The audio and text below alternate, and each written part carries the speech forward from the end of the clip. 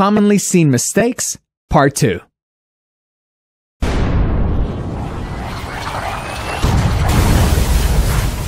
The military occupation of Taiwan ended in 1952.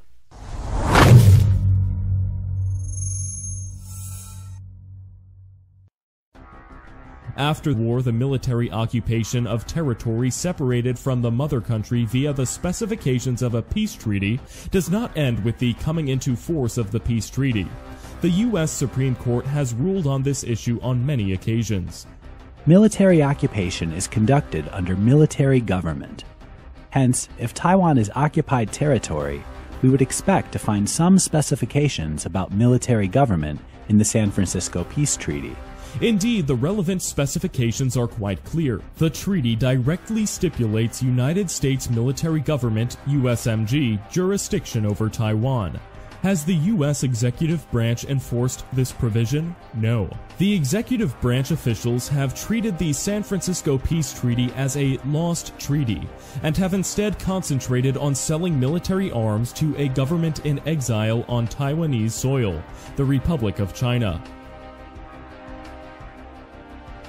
Under relevant U.S. Supreme Court precedent, Taiwan may be aptly described as foreign territory under the dominion of the United States. Accordingly, it falls under the Common Defense Clause of the U.S. Constitution. Viewed this way, it should be no secret that U.S. defense companies would find a much larger market for their equipment, construction projects, defense services, etc., if they would urge the U.S. executive branch to follow the specifications of the SFPT straightforwardly, and have the U.S. Department of Defense take full responsibility for Taiwan's national defense needs directly. This, of course, would include personnel, equipment, and everything else.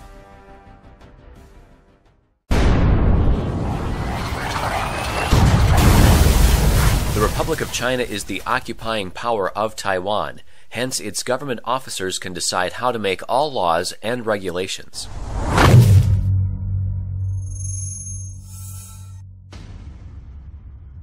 The Republic of China is only exercising delegated administrative authority for the military occupation of Taiwan. The occupying power, or more properly, the principal occupying power, is the conqueror. What does this mean? During the period of World War II in the Pacific, beginning December 1941, all military attacks against Taiwan were conducted by U.S. military forces. The military forces of other countries, including England, France, the USSR, Australia, New Zealand, the Republic of China, etc., did not participate. Hence, the United States of America is the principal occupying power of Taiwan. Under the specifications of General Order No. 1, issued by General Douglas MacArthur, the Republic of China in Taiwan is merely a proxy occupying force. Importantly, there are many actions which are forbidden in occupied territory. Relevant specifications can be found in the Hague and Geneva Conventions. One important action which is forbidden is the promulgation of a new legal structure. Hence, the promulgation of the ROC Constitution in occupied Taiwan in 1947 is entirely illegal. Unfortunately, such an analysis is totally beyond the comprehension of most civilians, because they have essentially no knowledge of military law or the laws of war.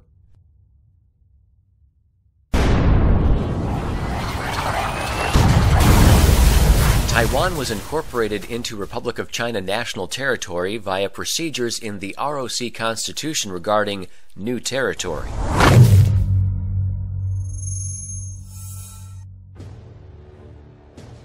In fact, Taiwan has never been incorporated into ROC national territory. Article 4 of the ROC Constitution, entered into force December 25, 1947, specifies that the territory of the Republic of China within its existing national boundaries shall not be altered, except by a resolution of the National Assembly. In regard to the alleged inclusion of Taiwan into Chinese territory, up to the present day there is no resolution of the National Assembly on record. Moreover, the post-war treaties did not award Taiwan to China. Of course, many people point out that Taiwan was already under the jurisdiction of the ROC when the ROC Constitution was promulgated and came into force in 1947. But this is questionable reasoning on two counts. In 1947, Taiwan was still under belligerent occupation.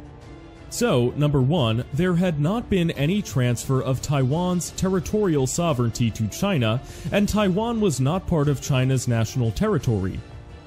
Then, number two, the promulgation of an entirely new legal structure in occupied territory is a serious violation of the Hague and Geneva Conventions. Such violations are commonly known as war crimes.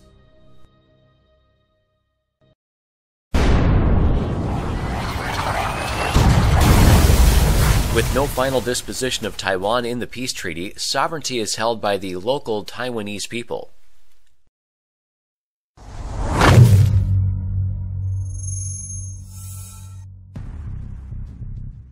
An examination of the subject of territorial cession under international law shows that it is an action between governments.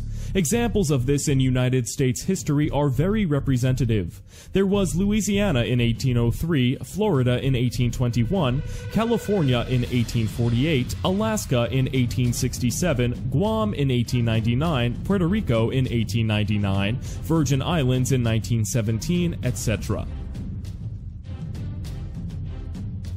After examining these historical events, we are forced to reach the conclusion that territorial sovereignty is held by a government. It is not held by any amalgamous group of people. In direct contrast to this, there is a concept of popular sovereignty, which is found in constitutional law studies. This is a very different concept from territorial sovereignty. It is often heard that the Taiwanese people enjoy popular sovereignty.